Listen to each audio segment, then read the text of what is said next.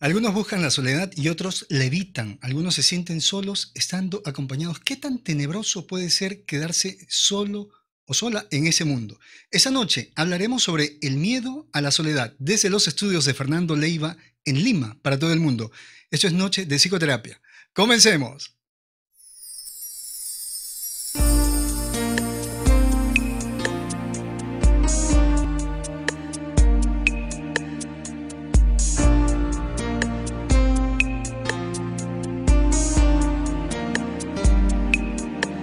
En esa noche estrellada me enamoré de tu mirada y una estrella que viajaba se enamoró de nuestras almas.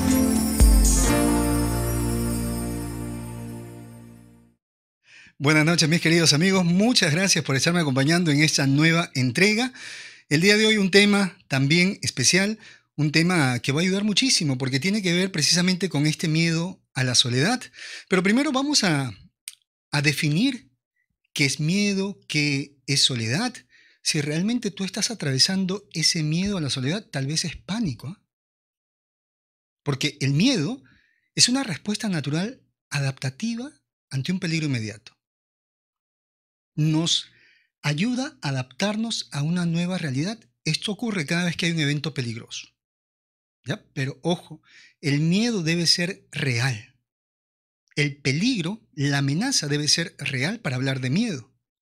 Sin embargo, hay personas que ni siquiera están expuestas a un peligro real, sin embargo experimentan ese tipo de miedo. Pero si nos vamos a esta reacción natural, a este temor frente al peligro, y lo unimos a la soledad, que de acuerdo a su etimología en latín es la cualidad de estar sin el otro, la cualidad de estar sin nadie más. Entonces, miedo a la soledad sería algo así como el temor a estar sin la otra persona, el temor a quedarse solo.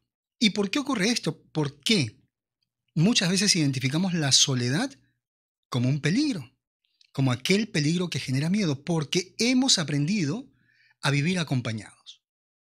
Y esto no solamente tiene que ver con la infancia, sino también con nuestra historia. En la antigüedad hemos tenido que aprender a vivir en comunidades para poder defendernos, para poder cazar, para sembrar, para cuidar los animales. Es decir, desde principios de nuestra historia humana hemos formado grupos sociales para mantenernos en completo estado de seguridad, de salud y así poder mantenernos en el tiempo. Pero también, como parte de todo este proceso evolutivo, cuando nacemos, los niños ya llegan con el instinto de solicitar la compañía de la otra persona. El niño llega con el egocentrismo, y esto muchas veces se los he explicado. Todo niño es egocéntrico, pero el egocentrismo no es malo. Es más, el egocentrismo va a ser base de la autoestima.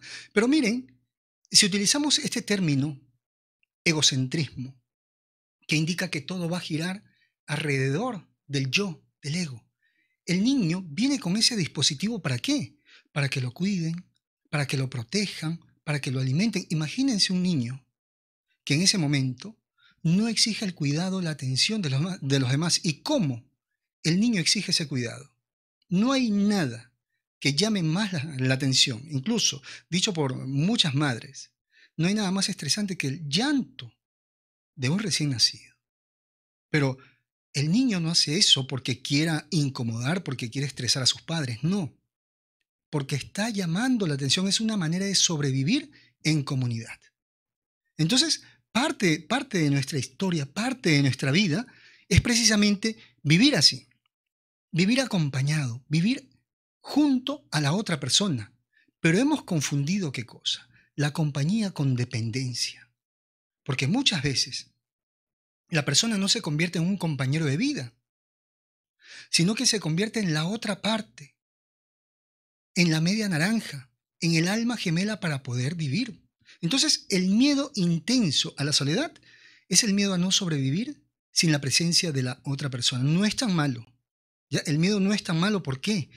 Porque aún en esta etapa adulta, si tú no tuvieras ese miedo a la soledad regulado, ojo, estoy hablando en una dosis mínima, en una dosis sensata, frente a peligros reales. Entonces, ¿qué ocurriría aquí? Tú no te atreverías, por ejemplo, a salir a medianoche y transitar por una avenida, por una calle totalmente desolada. Buscarías la compañía de alguien, ¿no? ¿Qué dicen los jóvenes, las personas sensatas? ¿Me pueden acompañar a tomar el taxi? ¿Me pueden acompañar hasta la otra esquina, por favor? Bien, porque existe ese miedo a estar solo en ambientes donde hay peligro.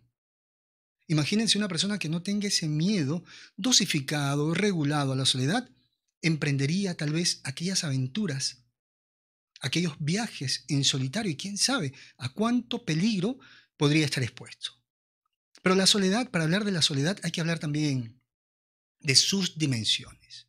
¿Ya? Esta soledad, esta carencia de la compañía que puede ser de forma voluntaria o involuntaria. Esto vamos a desarrollarlo más adelante. Hay una soledad voluntaria y una soledad que llega a una soledad impuesta.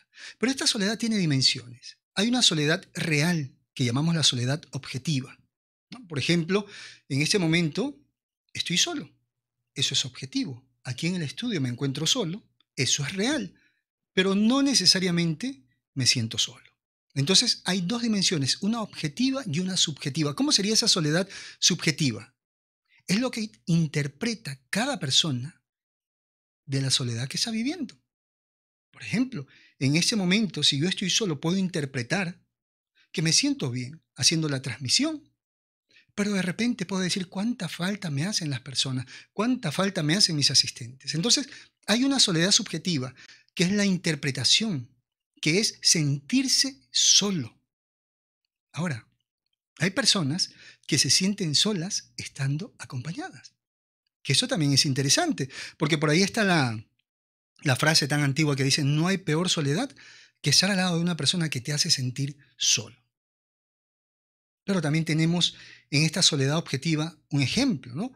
El llanero solitario, este personaje de hace muchísimos años, iba solo por el oeste, entre las montañas, pero él no se sentía solo. Es verdad, es real que estaba solo el llanero solitario, pero él disfrutaba mucho de esa soledad. Entonces, vamos a hablar de personas que temen a la soledad, pero también hay personas quienes practican voluntariamente esa soledad. Pero qué tipo de soledad podemos tener? Hay una soledad por gratificación.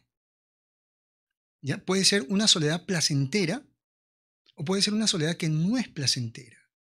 La soledad placentera es utilizada ¿para qué? Para el disfrute. Por ejemplo, encontramos a los sacerdotes, ¿no? A muchos religiosos de diferentes doctrinas. Encontramos estudiosos, encontramos artistas, encontramos poetas, escritores que voluntariamente van a irse a la soledad, pero también va a ser placentera. Esas personas que buscan la autoindagación, también les va a generar pues ese placer, van a disfrutar de esa soledad. Entonces, la soledad no es del todo mala. Pero si hay una soledad que no genera placer, más bien es displacentera. Y es aquella soledad que trae mucho sufrimiento. Trae sufrimiento porque al depender de la otra persona, al quedarse solo, se siente totalmente vulnerable, pero sobre todo porque es el encuentro con el yo, con los temores, con las angustias y también con una depresión. La soledad también vamos a clasificarla pues de acuerdo a la duración. Jung nos presenta, ¿no? 3 tipos de soledad de acuerdo a la duración. Hay una soledad transitoria, hay una situacional. La transitoria, por ejemplo, tú estás en un grupo de amigos y todos se van para su casa en ese momento. Es transitorio, te quedaste solo esperando el autobús. Hay una soledad situacional, vinculada pues de repente a situaciones de separación, cuando la pareja de repente decide irse, la muerte de un familiar. Pero hay una soledad crónica también, que ya es una soledad que dura años, donde la persona se siente incapaz de volver a establecer relaciones sociales satisfactorias. Y también la soledad de acuerdo a cómo se obtiene. Puede ser la soledad voluntaria, que las personas consiguen descanso, consiguen paz, consiguen validación, consiguen diversión, consiguen goce. En esa soledad voluntaria, por ejemplo, el masoquista va a experimentar cierto goce. va a disfrutar de ese sufrimiento, de estar aislado, solito se va, ¿no? En esa soledad de repente va a estar con todos sus temores, pero una parte de él está disfrutando. Y esa soledad que nadie quiere, esa soledad impuesta, que sí más bien va a generar mucha ansiedad, va a generar melancolía, que es una depresión con sentimientos, pensamientos críticos de culpabilidad.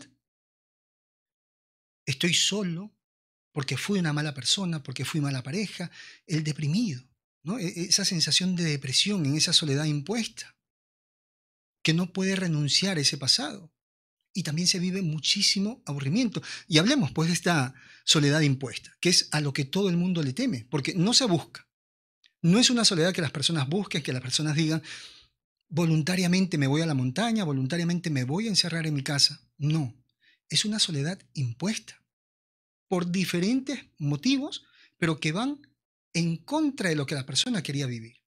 De un momento a otro, esta persona debe estar sola. Y una de esas soledades impuestas es la que nos ha tocado vivir en esta cuarentena. Hay mucha gente que se ha quedado viviendo sola en sus hogares. Entonces tienen lejos al esposo, tienen lejos a los hijos, tienen lejos a la familia. Es más, de repente son personas que viven solas en otros países y que llegó una soledad impuesta. Entonces, como no es voluntaria esa soledad, sí a esta persona le está generando muchísimo sufrimiento, muchísima tristeza. No acepta el haberse separado de su familia, no acepta el no poder ver a su familia. Es más, en esta soledad y en esta no aceptación de esta soledad impuesta, muchos de ellos van a tratar de salir, van a tratar de buscar a su familia, incluso se van a someter a muchísimos riesgos. Otro tipo de soledad impuesta sería la de aquella persona que va a la cárcel, que va a prisión.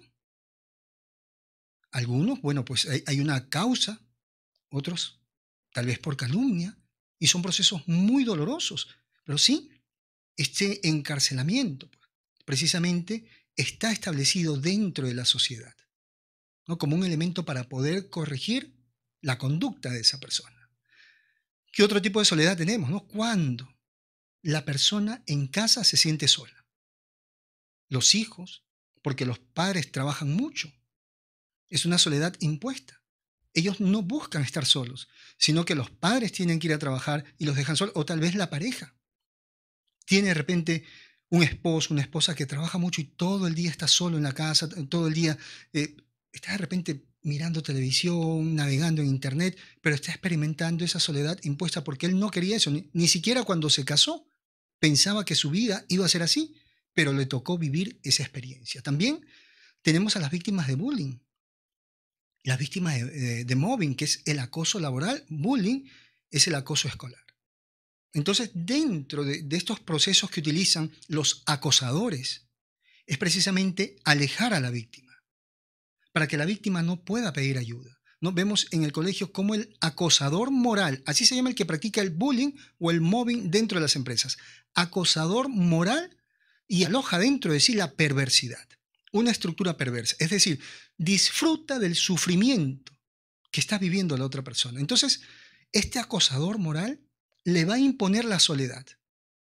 El niño va a estar dentro del colegio, va a estar en su salón, pero se va a sentir solo. Si alguno de ustedes en algún momento ha sufrido de bullying, puede entender lo que es sentirse solo dentro de un salón. Que todo el mundo se ríe, todo el mundo forma grupos para hacer deporte, para hacer tareas, y esta persona está sola. Los que han vivido en el trabajo, el mobbing, víctima de los chismes, víctima de ese acosador moral perverso que no da la cara. Porque eso ocurre así. El acosador moral, para condenar a su víctima a la soledad, para imponerle la soledad, es más, va a mantener una relación hipócrita con la víctima. Pero sin embargo va a estar llevando comentarios a su alrededor. Por ejemplo, va a decir que es una persona mala y va a generar esa expectativa en todos los que le rodean. Todo el mundo va a estar atento a ver cuándo se comporta como una persona mala. Entonces, en algún momento le coloca una trampa, la víctima reacciona y en ese momento dicen, se dan cuenta que era malo, que era mala. Entonces, este tipo de soledad que impone el acosador moral es una soledad muy dañina y muy dolorosa. Porque muchos niños incluso tienen que dejar aquel colegio que quedaba cerca a su casa. Tiene que dejar de repente el colegio que compartía con sus familiares, con sus hermanitos, con sus amiguitos. ¿Cuántas personas tienen que renunciar a un buen cargo que tenían en una empresa? Porque el acosador moral perverso se encargó precisamente de generar todo un ejército que vaya en contra de esta víctima. Es un tipo de soledad impuesta, involuntaria, que se vive y que no es nada agradable. Que muchas veces incluso recordemos que el acosador tiene como finalidad aniquilar a la víctima. Va a hacer que las personas tal vez en algún momento lo agredan o va a hacer que la víctima se encamine al suicidio. Tenemos una soledad también impuesta, ¿no? Que es aquella víctima de la indiferencia de la pareja, que esa indiferencia no es otra cosa que la violencia psicológica. No hay nada más doloroso que estar viviendo con una persona, pero que esa persona te trate como un objeto, como si no tuvieras vida. Este actuar de la indiferencia es planificado y tiene como fantasía la humillación, por lo tanto es violencia. Es un ataque psicológico con fuerza porque tiene como finalidad aniquilar psíquicamente a la persona. Ha sido planificado. Y en ese ignorar humilla a la persona. Es violencia psicológica, es una soledad también impuesta, porque en este momento, por ejemplo, muchas personas no pueden salir de casa por la cuarentena. Y están con esa pareja perversa, con esa pareja que les impone la soledad. Entonces la víctima tiene que estar encerrada en su habitación, porque incluso es incómodo salir de su habitación por no toparse con esa persona. Otra soledad impuesta es la que viven los enamorados. Los enamorados cuando están juntos, hay mucha intensidad, pero experimentan una gran soledad cuando cada uno se va a su casa, ¿no? La soledad impuesta por la separación. La persona no quería separarse, pero las leyes dijeron no. Están separados y punto. También hay una soledad impuesta al perder a un compañero de clases, un compañero de trabajo, esa persona que te acompañaba todo el tiempo, esa persona con la cual compartías momentos íntimos. Y al perder a ese compañero también, ¿no? Experimentas el miedo a estar sin esa persona. Pero no ha sido una soledad voluntaria. Y hay una soledad que llega a muchas personas, que se impone, y es la vejez. ¿Cuántas veces, cuántos ancianos llegan a ese momento, ¿no? A esos últimos años de su vida muy solos, porque perdieron al compañero o a la compañera? Y los hijos, bueno, cada uno con su vida, y los hijos para solucionar las cosas y entre comillas, llamándose buena gente, optan por llevar al papá, a la mamá a un asilo, ¿no? Tal vez donde nadie lo conoce. Entonces, son momentos, son episodios muy tristes, son soledades impuestas, soledades que nadie quiere vivir, pero que lamentablemente se presenta así. Lamentablemente nos toca vivirla de esa manera. Pero vamos a investigar un poquito. ¿Ya? Investiguemos un poquitito y profundicemos en esta soledad. ¿Qué es la soledad? Es el miedo a estar sin la otra persona. Pero también la soledad es estar frente al yo sin el otro. La soledad es quedarse solo con uno mismo. Es decir, el miedo a estar sin el otro y encontrarme conmigo. Pero también nos deberíamos preguntar, ¿quién es el otro? ¿Ya? Si yo tengo miedo a estar sin el otro, ¿quién es el otro? El otro es el objeto. Vamos a entenderlo así. El otro es el objeto. ¿Cómo así? ¿No? Porque aquí viene una pregunta también interesante. ¿Qué encuentro en la soledad? ¿Con quién me encuentro en la soledad? ¿Conmigo? Y viene otra pregunta. ¿Quién soy yo cuando estoy solo? A ver, preguntémonos en ese momento. Si estoy en soledad, perdí al otro, que era un objeto para mí. Ya lo voy a desarrollar, ya voy a desarrollar ese tema del objeto. Perdí al objeto, que es el otro. Entonces, ¿con quién me encuentro? Me encuentro conmigo en la soledad. ¿Y quién soy yo cuando me quedo solo? Ah, no sé. Bien. Entonces aparecen las dudas. Esa duda existencial, ¿quién soy? ¿Hacia dónde voy? ¿Para qué estoy aquí? Por lo tanto, la persona con estas dudas no resueltas, ¿a dónde va ingresando? ¿En qué estructura se va colocando?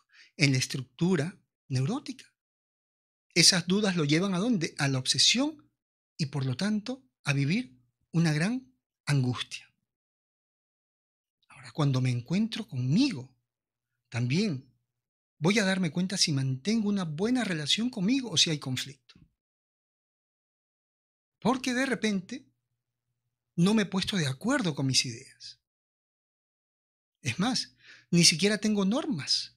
Ese super yo, ese espacio donde habitan todas las normas son complejos.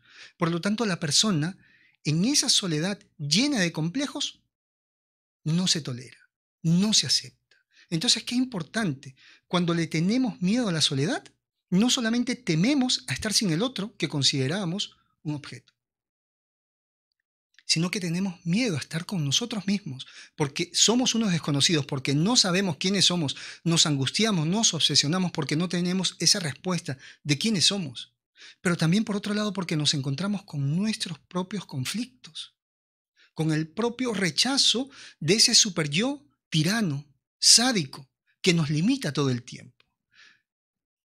¿Qué nos enseña? ¿Qué nos enseña entonces la soledad? Que aquella persona que pretende aferrarse al otro, que pretende encadenar al otro, se mantiene en su etapa egocéntrica, se mantiene en la infancia entre sus 2, 6 años de edad. ¿Por qué? Porque sostiene una relación de sujeto-objeto. Percibe a la otra persona como un objeto. Poco le importa lo que la otra persona quiere hacer con su vida. No. Él es el sujeto, él es el único que experimenta soledad, él es el único que se siente mal y poco le importa si la otra persona, si el otro sujeto también desea su libertad. No. Entonces dicen, no, tú no te puedes ir. ¿Por qué? Porque como todo niño ve a los demás como objetos, entonces lo condena a esa esclavitud, ¿no? La soledad va a enseñar a ese yo egocéntrico, a ese infantilismo que aún existe, que los demás también son sujetos y que no están diseñados para servirlo, que no están diseñados para estar a su lado cuando no quiere. Pero hay un beneficio en todo esto, ¿no? Que descubrirte en la soledad, descubrir quién eres en esa soledad, atreverte a profundizar en tu soledad, te va a cambiar. Sobre todo, va a cambiar ese aburrimiento que siempre has tenido, lo va a convertir en creatividad. Esos miedos en fortaleza. Y esa pregunta del quién soy se va a convertir en una respuesta fantástica, incluso planteada por muchos místicos. Yo soy.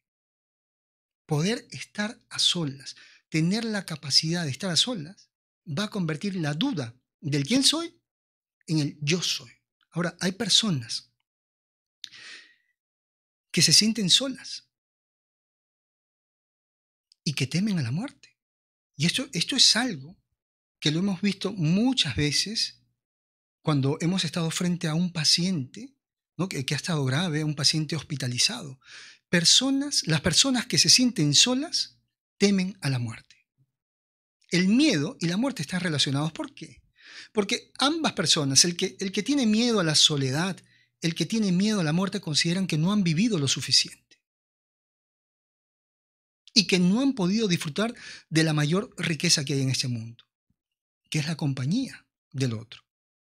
Entonces, ahí la Madre Teresa de Calcuta dijo, ¿no? Una vez, que no hay mayor pobreza que la soledad. Miren, en los hospitales, por ejemplo, los pacientes hospitalizados dicen, tengo miedo de morir porque estoy solo. Por favor, llamen a mi familia. Es más, las mismas personas que trabajan en los hospitales, lo hemos visto incluso en esta cuarentena, para que las personas no vayan a partir solas porque ven en ellos ese temor a morir solos, les han colocado algunos dispositivos para que se comuniquen con sus familiares. Entonces, Qué interesante es poder vincular el miedo a la soledad al miedo a la muerte. Gran parte de las personas que tienen miedo a la soledad tienen miedo a morir, porque no han vivido lo suficiente.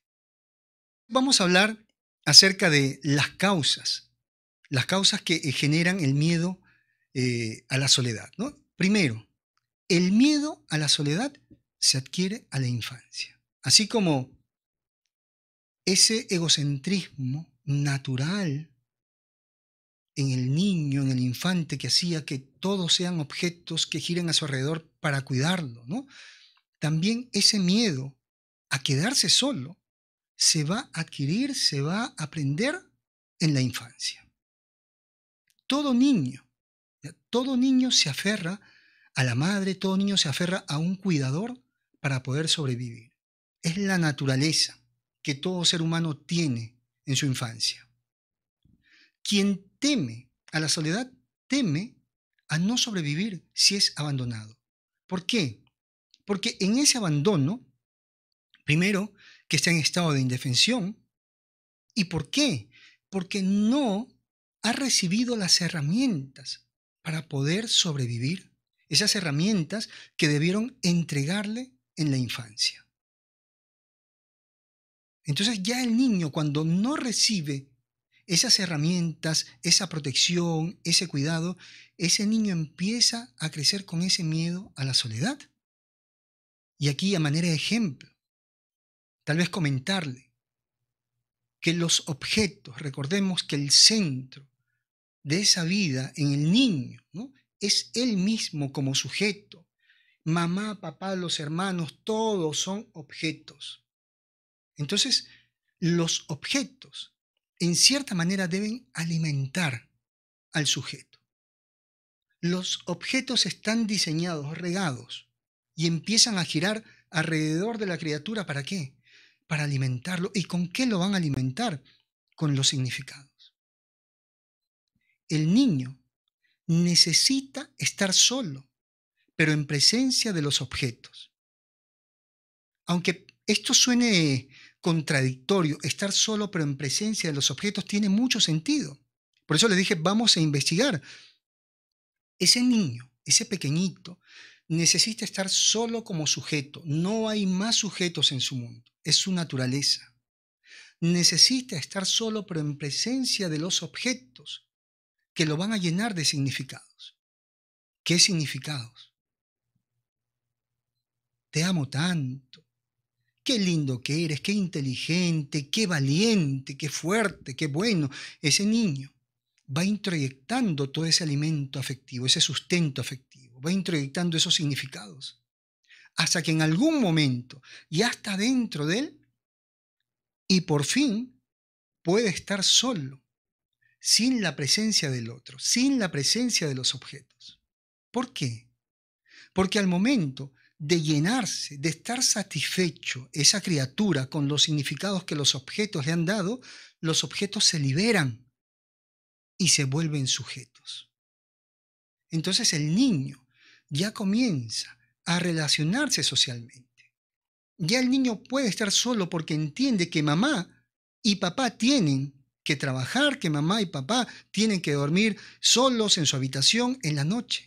Y ya no teme porque fue llenado, ya se siente fuerte, ya se siente valiente. Por eso, el que teme a la soledad sigue aferrado, sigue encadenado a su infancia. El que teme a la soledad es altamente egocéntrico y demanda, exige, que los sujetos que lo rodean vuelvan a ser objetos, que lo llenen de amor y protección. A ver, revísense un momentito. Si tú tienes miedo a la soledad, si tú le estás diciendo a algún familiar o a tu pareja, no me dejes, por favor, no estés tanto tiempo afuera, no me dejes solo, no me dejes sola en casa. Pregúntate, si es que acaso solamente te importa lo que sientes tú y poco te importa lo que siente el otro. Porque si es así, sigues siendo un niño, estás en tu etapa egocéntrica, solo te importas tú como sujeto y quieres convertir al otro, lo estás obligando al otro a convertirse en un objeto que te sirva para llenarte de amor y protección de aquello que no te dieron en la infancia. ¿Ya? El que se siente solo es porque en su infancia no ha sido acompañado hasta llenarse del significado que la otra persona puede proporcionarle. Hay una psicoanalista, Melanie Klein, quien precisamente hace hincapié en la relación que tiene el niño con la mamá o con la persona que debe cuidar. Dice que esta relación con la mamá o con el cuidador debe ser satisfactoria.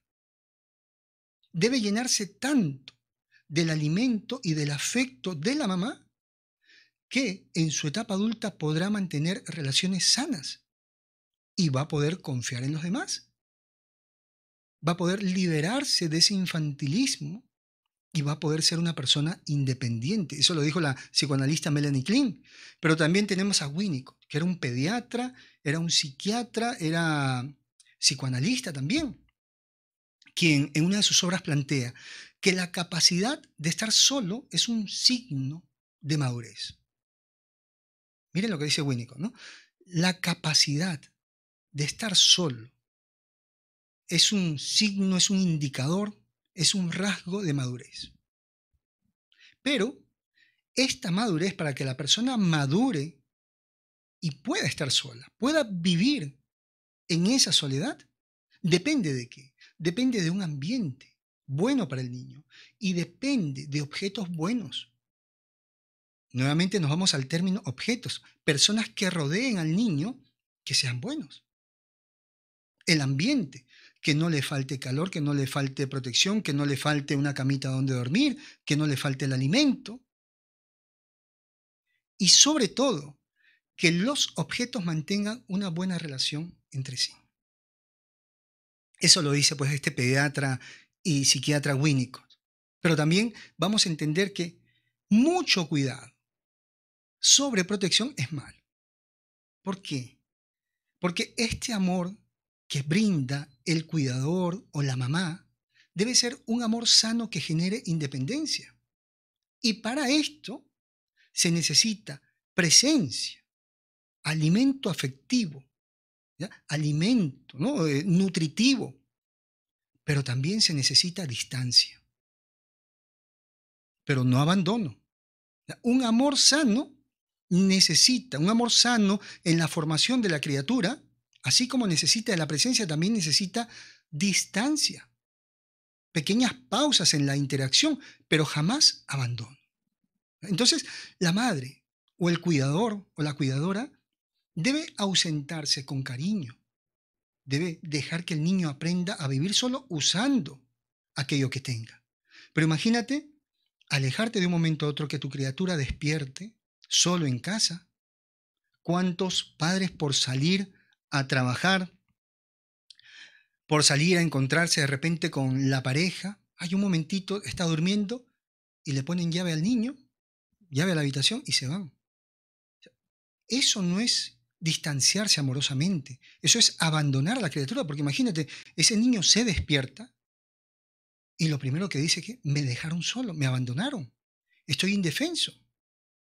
Pero imagínate que tú le dices con cariño a esta criatura, mi amor, voy un momentito a la cocina, y le dejas de repente un juguetito, le llenas la cunita con algunas cositas para que él se entretenga, ¿no? De repente hay esos intercomunicadores para niñitos que están un poquito grandes, se lo dejas ahí, entonces el niñito por ahí también te está hablando. Entonces este niño va a aprender a disfrutar de esta soledad. Cuando los niños tienen miedo pues en la noche a quedarse solos en la habitación, ¿qué les decimos? No, no les regañen a los niños, porque ellos lo van a interpretar como un abandono. Quédate un momento con ellos, que ellos asocian ese momento a sensaciones gratificantes. Por ejemplo, si él se acuesta, se abriga, y apaga la luz, le vas a contar una historia, un cuento. De repente le interpretas una canción. De repente también le dejas jugar hay juguetitos que son como unas lamparitas. Y le dices, ok, puedes jugar 15 minutos. Entonces, ¿qué está haciendo el niño? El niño está aprendiendo a disfrutar de esos momentos de soledad. ¿Por qué? Porque en esa soledad va a poder descansar. En esa soledad se va a poder reparar. Y sobre todo va a encontrar momentos muy bonitos al estar solo. Y en su etapa adulta, precisamente cada vez que esté estresado, cada vez que se sienta mal, no va a tener miedo a esa soledad, sino que más bien va a ir un momento a estar a solas, caminar un momento a solas y no va a estar dependiendo de otras personas. Entonces, en esto de la soledad, así como se va aprendiendo el miedo a la soledad, también nos encontramos con algunos trastornos, ¿ya? Que son unos trastornos relacionados a la soledad, pero que hay que distinguirlos, ¿ya? Este trastorno se llama eromofobia, que es el miedo a la soledad. Es un trastorno de ansiedad caracterizado por un miedo irracional, ¿ya? Un miedo irracional y desproporcionado. Esta persona, miren, primero, no tiene razones, no hay ninguna razón para sentir miedo a la soledad. O sea, no es que esa persona en algún momento haya vivido alguna amenaza o vaya en esa soledad a encontrarse con algo. No, no hay ninguna razón, ¿ya? Esa cantidad de miedo puede paralizarlo. Podemos ver que la persona se angustia, la persona va a perder el control sobre sí mismo. Entonces es una persona que está inquieta, es una persona que incluso va a titubear, es una persona, vamos a ver algunas señales, tal vez físicas, dentro de estos síntomas que empieza a tener esta persona, ¿eh? Va a evitar por todos los medios quedarse solo. Ustedes no han visto por ahí algunos amigos, amigas, cuando de repente se quieren ir los demás, los compañeros se quieren ir a sus casas y se aferran y dicen, no, no me dejes sola, acompáñame, por favor, acompáñame a mi casa. Y si vemos que esa persona está muy estresada, que realmente va a cumplir por aquí con algunas cositas que nos detallan, ¿no? Que puede estar en la presencia de una angustia, probablemente esta persona tenga pues este trastorno, ¿ya? Pero para que sea un trastorno, eso sí hay que aclarar, como en todos los trastornos de ansiedad, los síntomas deben estar 6 meses, ya como mínimo, 6 meses. O sea, no es que tuvo un episodio. Aprendamos a diferenciar lo que es un episodio a lo que es un trastorno. Ya, porque de repente le hicieron algo, la violentaron, quisieron de repente a esta persona robarle. Es obvio que tenga un estrés postraumático y tenga esos episodios de miedo a la soledad, que nada tiene que ver con el trastorno, que es la suma de episodios durante 6 meses. Es constante en 6 meses que esa persona esté viviendo eso, ¿ya? Ahora, para poder diagnosticar, aparte de estos síntomas que les he mencionado, se tienen que considerar 3 áreas: la física, la psicológica y la conductual. La física, ¿no? Como en todo proceso de ansiedad, agitación, sudoración, dolor de cabeza, esa rigidez muscular, taquicardia, sensación de ahogo, tal vez la boca seca, cambios psicológicos, pensamientos recurrentes. O sea, no es que una sola vez lo va a pensar. Para que se pueda dar este trastorno, los pensamientos, esas creencias irracionales, tienen que ser recurrentes. A cada momento deben estarlo bombardeando, ¿ya? Y tiene que haber un cambio en su conducta. Por ejemplo, si la persona cree que se va a quedar solo, va a tratar de escapar hacia un lugar donde existan personas. Por ejemplo, él está en un restaurante, vamos a decir, hay varios restaurantes seguidos, pero en ese restaurante donde está, se empiezan a levantar y él se queda solo, él también sale y se mete al otro restaurante. Su familia sale de casa, él también se está listando para irse a la casa del amigo o de repente para irse a algún lugar donde pueda estar acompañado. Entonces, todo esto está relacionado a este trastorno del miedo a la soledad, pero tenemos también algo de lo cual lo vamos a diferenciar. Una cosa es el miedo a la soledad y otra cosa es el miedo a estar a solas consigo mismo, ¿ya? Que eso se llama autofobia, el miedo a estar con uno mismo. También es un trastorno de ansiedad, vive todos esos síntomas, pero ¿qué pasa en la autofobia? La persona sabe que si se encuentra consigo misma no la va a pasar bien. Porque en ese mundo probablemente se encuentre con sus complejos, se encuentre con sus miedos, se encuentre con sus pecados, con esa zona de fragilidad que nadie conoce. Hay por ahí otros trastornos que también están vinculados al miedo de la soledad. Aquellos que están en el grupo de los ansiosos temerosos, los dependientes, los adictos afectivos, ¿no? Temen estar sin la otra persona. Justo hablamos la otra vez de un trastorno, el TLP, el trastorno límite de la personalidad, donde precisamente una de las características es el miedo al abandono. Y que esta persona tiene, pues, como consecuencia cambios bruscos en sus reacciones. Va a pasar de estar muy contento, muy amoroso, a muy enojado. También vamos a encontrar este miedo a la soledad en los paranoides, en los depresivos, en los bipolares. Entonces, es necesario que entendamos esto. No es cuestión, como lo dije el otro día, de satanizar. No es cuestión de karma. No, los trastornos no se satanizan, no se esoterizan. Los trastornos hay que llevarlos a través del conocimiento científico de la psicología. Y hay que darle un trato humano a aquella persona que padece algún trastorno. No es cuestión de burla, no es cuestión de reírse y exponerlo en medio de todo y decirle, mira, a él le da miedo quedarse solo. Entonces, nuevamente vamos a esto, ¿no?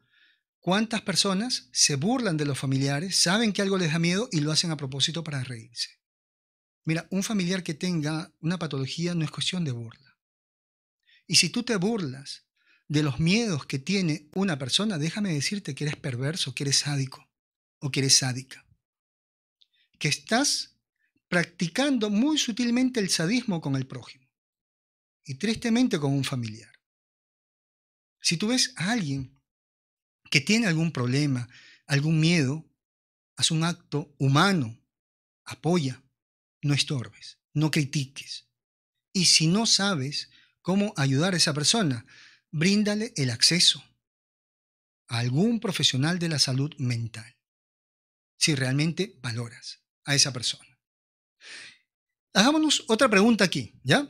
Para seguir investigando un poquito. Si la presencia de tu pareja, si la presencia de tu compañero o compañera te hace sentir soledad, o sea, la estás pasando mal, te sientes solo o sola con esa persona, ¿por qué no te separas? ¿Qué temes? ¿Qué temor existe a esa separación? Miren, no hay mayor soledad que estar al lado de una persona que te hace sentir sola o solo. Bien. Pero ¿por qué no te separas? ¿A qué le temes? Y probablemente el temor más grande que tenga una persona para separarse de alguien que la hace sentir sola es perder a un pobre yo reflejado en la otra persona. A un yo que de vez en cuando puedes ver a través de la opinión de la otra persona. Y es por eso que estás necesitando que esa persona te dé migajas, contándote cada cierto tiempo cuánto vales, cuánto podría ser amado o amada. Es decir, le has entregado el poder de tu vida a la otra persona y te estás conformando con migajas. Hay un dato curioso, ¿ya? Que es un mito, que dicen que las mujeres se sienten más solas que los hombres. Eso es falso. Las mujeres lo expresan más. Ojo, las mujeres expresan más su sentimiento de soledad, mientras que la mayoría de los hombres sufren en silencio la soledad. Pero muchas veces cuando confiesan ese sufrimiento, a veces han reprimido tanto que lloran mucho, la pasan muy mal. También aquellas personas que se sienten en compañía de un poder superior no se sienten solas, aunque estén solas. He ahí la importancia de practicar alguna fe, he ahí la importancia de creer en algo o en alguien. Siempre dentro de la salud mental vamos a decir, ¿no?, que parte de la espiritualidad es buena para generar esa salud mental. Así que a ponerle atención. Ajá. Y ahí está, mis queridos amigos, mi consultorio, tu consultorio, nuestro consultorio, un espacio diseñado para que puedas trabajar aquellos problemas que te impiden alcanzar esa paz interior. Déjate guiar por el conocimiento científico de la psicología Reserva tu cita mediante WhatsApp marcando el +51 9957 22178. Toma nota, por favor. Hablemos de quienes aman la soledad. Porque así como hay personas que temen a la soledad, hay personas que aman, que disfrutan esa soledad, ¿no? Y precisamente son aquellos que optan por esa soledad voluntaria, donde la persona, por una cuestión de diversión, de descanso, de paz, de autoindagación, de goce, decide estar sola o solo. Es una soledad voluntaria. ¿Y quiénes son estas personas que aman, pues, ¿no? Esta soledad? Los místicos, los religiosos, aquellas personas que están buscando esa paz consigo mismas, los artistas, los compositores. ¿Cuántos compositores en el mundo conocemos que se encierran? Están en su casa solos muchísimo tiempo. Los músicos. ¿Cuántos escritores? ¿Cuántas novelas se han hecho en la soledad? Es más, mucha gente cuando va a escribir algo alquila, ¿no?, una casa de campo y ahí se instala, o una casa de playa, y se instala. Ahí puede pasar meses escribiendo, pero es voluntaria, la está disfrutando, tiene un propósito. Pero extender la soledad voluntaria es malo. ¿Por qué? Vamos aquí con Bertalanffy. Recuerden ese nombre, Bertalanffy, un biólogo alemán, quien define pues, con mayor precisión lo que es un sistema, ¿no?, que era un conjunto de partes coordinadas que se comunicaban y tenía un propósito: sobrevivir. Pero también Bertalanffy, este biólogo alemán, nos dice que hay varios tipos de sistemas, ¿no? Está un sistema cerrado y está un sistema abierto. Y que probablemente el único sistema cerrado sea el universo. Todo lo demás son sistemas abiertos. Todo sistema abierto, vamos a imaginar un redondito, un círculo. Un sistema abierto tiene un huequito aquí y otro huequito aquí. Por favor, tengo que hacérselo así para que lo entienda, ¿ya? Un sistema, nos imaginamos un círculo y unos orificios a los costados. A uno de ellos le vamos a llamar corriente de entrada y al otro le vamos a llamar corriente de salida. Los sistemas abiertos viven en sociedad. ¿Por qué? Porque reciben por esa entrada, por esa corriente de entrada, reciben información de los otros sistemas. Vamos a decir de las otras personas para que lo entiendan. Procesan la información y entregan información a otra persona y así en sociedad vamos creciendo. Cuando apareció la noticia del COVID, tú recibiste esa información, eres un sistema abierto, te comunicaste con alguien, miraste la televisión, recibiste la información, la procesaste y entregaste la información a otra persona. Sistema abierto, corriente de entrada, corriente de salida. Y por dentro, un proceso. Esa otra persona la recibe, igualmente todos en sociedad crecemos.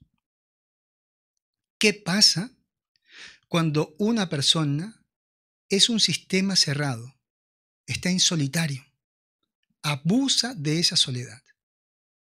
Imaginemos el círculo y ahora imagínate tú adentro de ese círculo. No recibes información, no entregas información. ¿De dónde se alimenta esto? ¿De tus propios pensamientos? ¿En algún momento los consumes? ¿En algún momento vienen las dudas existenciales? Viene esa crisis del yo y colapsas. Por eso no es bueno abusar de la soledad. Es bueno experimentarla, es bueno tener la capacidad de estar solos. Pero no es bueno aislarnos totalmente. Ya cuando existe este aislamiento por ahí, vamos a considerar pues también algunas patologías, ¿no? Por ejemplo, hay un trastorno, el trastorno esquizoide, que es aquella persona que no quiere relacionarse con ninguna persona. Por ejemplo, hay una fiesta, hay una reunión en casa y el esquizoide, ¿qué hace?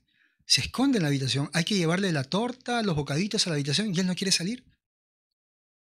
Él está de repente por ahí caminando y escucha, ¿no? Que abren la puerta. Tía, tío, ¿cómo?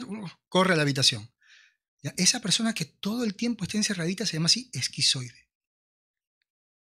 Entonces por ahí vamos viendo también algunas patologías, ¿no? De esas personas que van a optar por esa soledad. Pero les había mencionado que últimamente hay un tipo de relación de pareja, que son las parejas LAT, ¿ya? Por sus siglas en inglés, que quiere decir algo así como viviendo separados, pero a la vez estando juntos. ¿Ya? Parejas LAT. ¿Quiénes son las parejas LAT? ¿Ya? Son personas que comparten una relación de pareja, pero no quieren compartir el mismo techo. Es decir, tienen una relación de años, es más, todo el mundo sabe que tienen una relación, pasan todo el día juntos, comen juntos, pero cada uno en su casa. Y no es porque exista de repente otra persona, no. Llegan a ese acuerdo. Ok, somos pareja, compartimos todo lo que comparten las parejas, pero cada uno vive en su casa. O sea, tú no puedes venir a mi espacio a hacer lo que tú quieres y yo tampoco voy a tu espacio a hacer lo que yo quiero. Ahora, esas parejas LAT, por ahí, ¿no? No es del todo bueno porque se ha encontrado en este tipo de relaciones que muchos de ellos tienen miedo al compromiso.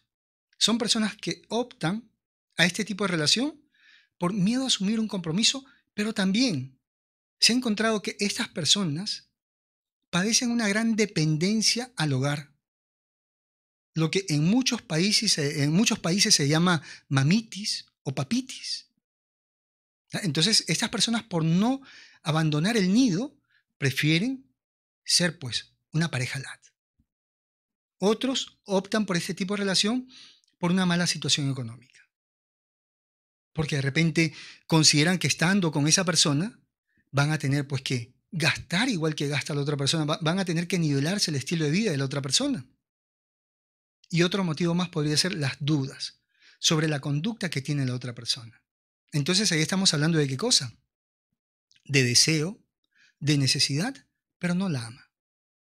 Entonces, estas serían más o menos las bases de estas parejas nuevas que están predominando mucho en Europa, que son las parejas LAT, y que, bueno, pues me imagino que aquí también en América deben haber muchas parejas así.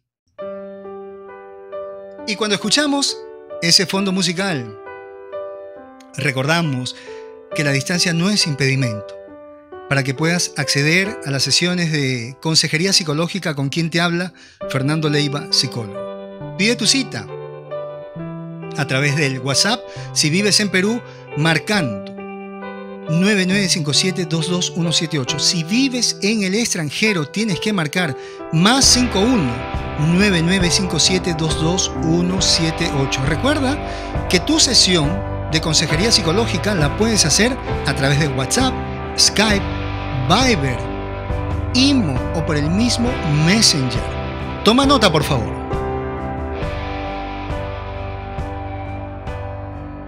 Vamos, mis queridos amigos, con algunas recomendaciones. Algunas recomendaciones para poder, pues, enfrentar ese miedo a la soledad. Lo primero, recuerda que también ese miedo a la soledad se va a reforzar al estar con personas que te hacen sentir solo. Personas que están físicamente, pero personas que te están aislando, personas que te ignoran. Aléjate de esas personas. Porque estás aprendiendo a vivir en ese estilo de vida, ¿ya? Si estás solo y te sientes solo es porque aún no has aprendido a convivir contigo. Es porque estás en una mala compañía, que eres tú mismo. Así que conviértete en tu mejor compañía. ¿Y cómo vas a hacer eso? A través de elaborar el mapa de la soledad. ¿Cómo así? El mapa de la soledad. Imaginemos, nuevamente, llevemos este programa a la imaginación para poder entender un poquitito más. Imaginemos que de un momento a otro alguien viene, te saca del lugar donde estás y te lleva a un espacio donde todo es desconocido, donde todo lo que estás observando son figuras, son imágenes que jamás has visto. Nada tiene sentido, son formas extrañas. No corres peligro, pero no haces nada y te quedas ahí paradito, paradita, mirando y en algún momento te empiezas a aburrir, en algún momento te empiezas a sentir solo. Pero en ese momento aparece alguien y te entrega algo, un papelito así dobladito, y se va y tú lo abres y es un mapa. Ese lugar donde te llevó se llamaba soledad. Y tú estabas ahí triste o con miedo por la soledad, aburrido en la soledad, y abres el mapa y te das cuenta que en ese mapa indica que allá donde estaba esa figura media extraña, era la puerta para un parque de diversiones. Era la puerta para un restaurante. Por allá había un grupo de personas cantando. Por el otro lado, bueno, pues había, ¿qué te digo?, un estadio para hacer deporte. ¿Qué pasa? Que en ese momento ya no hay miedo. En ese momento empiezas a disfrutar esa soledad. La soledad es un lugar extraño que debes conocer para aprender a disfrutar. Haz tu mapa de la soledad. Por ejemplo, hay mucha gente que los fines de semana se siente más sola que nunca. ¿Por qué? Mire, en esta cuarentena, mucha gente se siente muy sola porque no sabe qué hacer con su vida. Hay la historia de un hombre que fue llevado a una isla, era una prisión, donde las posibilidades de vivir en esa isla eran mínimas. Las personas se suicidaban, se enfermaban, o algunos al intentar escapar de la isla, pues se ahogaban. Pero dentro de estos presos, hubo una persona que se veía muy bien, que gozaba de salud, y le preguntaron, ¿por qué usted se siente bien? ¿Y saben cuál fue su respuesta? Porque esta es mi casa. Aquí vivo yo. Y se dieron cuenta que esa persona sí había generado una comunidad que era su familia, que esa persona tenía muchas labores. Tenía trabajo, tenía ocupaciones, cocinaba, limpiaba. Había aprendido a vivir en ese lugar. En esta cuarentena, yo sé que muchos de ustedes están solos en casa. Pregúntate, ¿qué voy a hacer con lo que tengo? Y declara, es aquí donde voy a vivir, es aquí donde voy a florecer. ¿Cuántas personas han hecho su mapa de la soledad en esta cuarentena y han convertido un grupo de sillas en pesas? Lo he hecho yo también para hacer un poquito de ejercicio. Me he pasado así los domingos caminando, a ver qué más puedo utilizar aquí para hacer ejercicio. Ya tengo mi gimnasio artesanal. Entonces, si nosotros somos creativos, en esa soledad podemos descubrir infinidad de cosas. La soledad es mala cuando no sabemos qué hacer con ella. Bien, ahora, también pregúntate y haz una lista de los miedos que tienes en la soledad y luego tienes que invalidarlos cómo. Preguntándote qué tan cierto es. Por ejemplo, la soledad me asusta porque tengo miedo a un fantasma. Por decir, ¿qué tan cierto es que los fantasmas existen? ¿Has visto alguno? Científicamente hay documentos. A toda pregunta, a toda creencia irracional relacionada a la soledad, hay que invalidarla preguntando, ¿qué tan cierto es? ¿Qué tan cierto es que me voy a aburrir haciendo esto? ¿Qué tan cierto es que voy a llorar todo el día? ¿Qué tan cierto es que me va a dar miedo?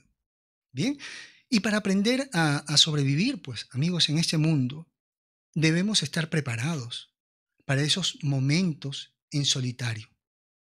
Que como lo dije hace un momento, no es bueno extender la soledad, pero a veces nos llega una soledad impuesta. Y miren cuánta gente dependiente de los demás en esta cuarentena la ha pasado muy mal. Cuánta gente se ha deprimido. No ha aceptado que le tocó vivir solo una buena temporada. Y es que la soledad, señores, debemos tomarlo como una oportunidad para conocernos. Pero para que no suene tan dramático, llévalo o tómalo como un experimento. ¿ya? Experimenta qué se siente estar solo. Experimenta, llévalo al experimento. ¿Qué puedes hacer solo? ¿Qué habilidades puedes descubrir? Ahora, si no te gusta ese experimento, tú puedes regresar a tu condición anterior. Esa palabrita, experimentar, ayuda muchísimo. Ya, por ejemplo, un paciente tiene miedo a hacer algo, mira, nadie te está diciendo que lo hagas para siempre. Llévalo al experimento. Experimenta esto una semana y si no te gusta, bueno, pues vuelves a hacer como eras antes. Y el paciente así se anima a hacerlo. Pero imagínate que alguien le diga, tienes que hacerlo todo el tiempo, tienes que hacerlo por vida. No. Tómalo como un experimento, ¿no? De vez en cuando procura también practicar algunas actividades solo. ¿Ya? Y deja de darle tanto poder a las demás personas. Aprende en el tiempo a soportar esa soledad sin angustia. Deja de buscar en el otro las respuestas que por naturaleza están en ti. ¿Por qué? Porque cuando el otro se vaya, se va a llevar esa seguridad, esa felicidad que te proporcionaba. Aprende a ser tu propio sustento. Amigos, muchas gracias por haberme acompañado otra noche más. Otra noche de amor al prójimo, otra noche de cultura psicológica, otra noche de investigar en quiénes somos, con quiénes vivimos, hacia dónde vamos. El día de hoy fue un tema interesante. La soledad, qué tan buena, qué tan mala. Para algunos, un espacio muy bonito, para otros, un espacio no tan agradable. Sin embargo, mis queridos amigos, recuerden que la mejor compañía son ustedes. Que mientras ustedes puedan cultivar ese amor propio, ese amor personal, podrán amar a los demás y no necesitar.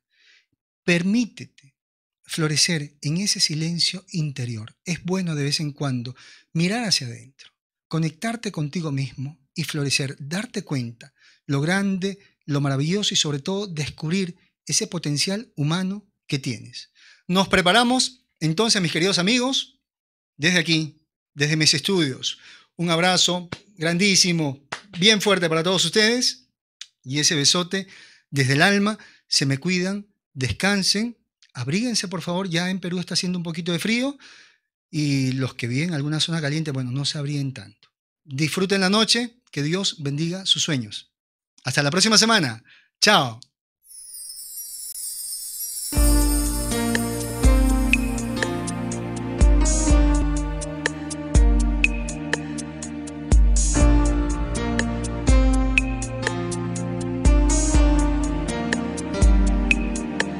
En esa noche estrellada me enamoré de tu mirada y de tus manos tan blancas que se paseaban por mi espalda. Nunca miré cara tan linda que entre susurros me decía: dame un beso desde el alma que me haga sentir la calma.